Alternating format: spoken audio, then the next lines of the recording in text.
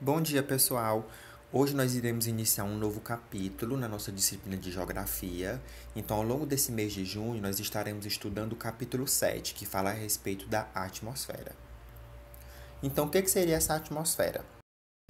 O planeta Terra está envolvido por uma camada gasosa, que é a atmosfera, que é parte integrante do planeta. Então, vocês podem observar nessa imagem que a gente tem o planeta Terra e ao redor dele tem essa camada gasosa, né, que a gente já viu que ela é chamada de atmosfera.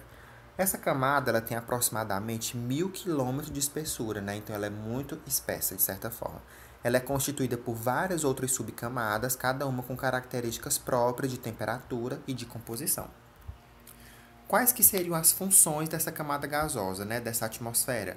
Filtrar radiações cósmicas, difundir a luz, regular os climas do planeta, regular a temperatura terrestre do dia e da noite, transportar substâncias pelo vento, permitir que os sons sejam ouvidos, impedir a chegada de fragmentos rochosos espaciais na superfície terrestre, conservar o gás oxigênio ao redor do planeta e conservar também o dióxido de carbono no planeta e manter a água em estado líquido. De certa forma, nós podemos ver que a atmosfera ela está, de certa forma, muito ligada, muito relacionada com a nossa sobrevivência aqui no planeta. Se não tivesse essa camada gasosa, que é protetora do planeta Terra, a vida não seria possível de acontecer aqui no planeta, né? Porque ela vai fazer a manutenção de temperatura, questão que a gente vê de filtrar radiação, né? Então, por isso que é tão importante quando é falado assim, que o gás carbônico, o dióxido de carbono que é eliminado dos combustíveis, das fábricas, destrói a camada de ozônio, né? E também vai, de certa forma, destruir a atmosfera. É justamente por isso, porque essa camada é como se ela fosse um protetor solar do planeta Terra. E a composição dessa atmosfera, a composição de certa forma do gás, né, do ar atmosférico. Esse ar ele é formado por uma mistura de gases como nitrogênio, gás oxigênio e outros gases, que é o gás carbônico, o metano e os gases nobres.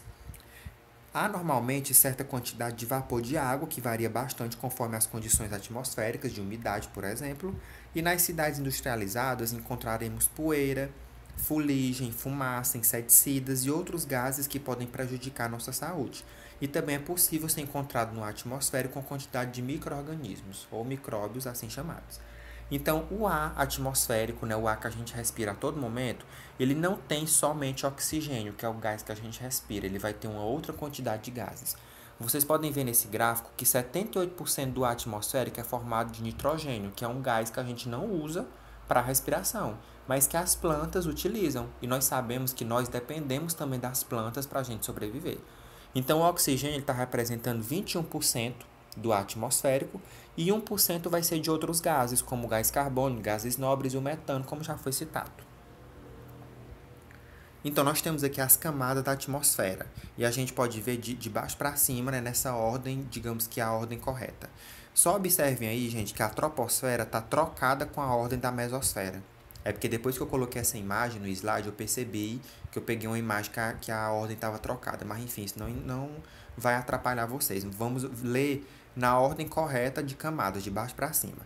Então, a primeira, termosfera, depois vem a estratosfera, depois a mesosfera, troposfera e, por último, a exosfera. Então, agora a gente vai ver as características de cada uma dessas camadas. O que elas têm de diferente uma da outra? Por que não é uma coisa só? Então, nós vamos ver isso agora. Então, vamos começar, né, vendo lá de baixo para cima, né, para seguir a mesma ordem da imagem anterior, a respeito aí das camadas da atmosfera. A troposfera está em contato com a litosfera, né, que a gente já viu em outros capítulos, que é essa camada rochosa do planeta, digamos assim. Então, a troposfera está em contato com a litosfera e é onde acontecem todos os fenômenos meteorológicos, a maior concentração dos gases da atmosfera. Fenômenos meteorológicos quer dizer que é o quê? O vento, a chuva, pode ser uma neve, então tudo vai estar em contato com essa troposfera, acontece aí. Depois, na estratosfera, é a camada na qual encontramos a camada de ozônio, importante pois filtra grande parte da radiação ultravioleta que é emitida da luz solar.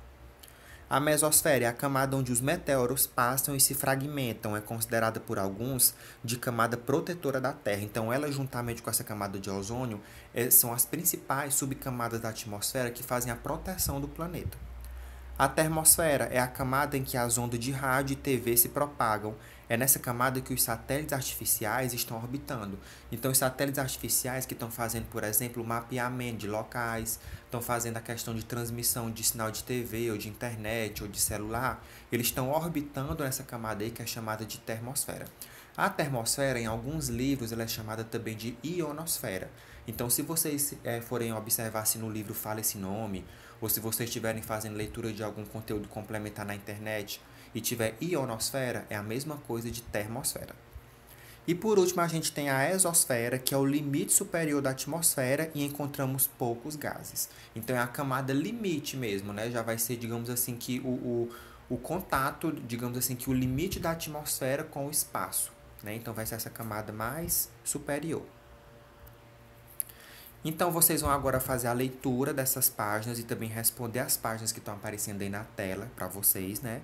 E vão enviar para mim no WhatsApp até o dia 5 de junho. Então, na próxima aula, nós iremos continuar falando ainda a respeito desse conteúdo da atmosfera. Então, por hoje era só. Tenham um bom dia e bons estudos para vocês.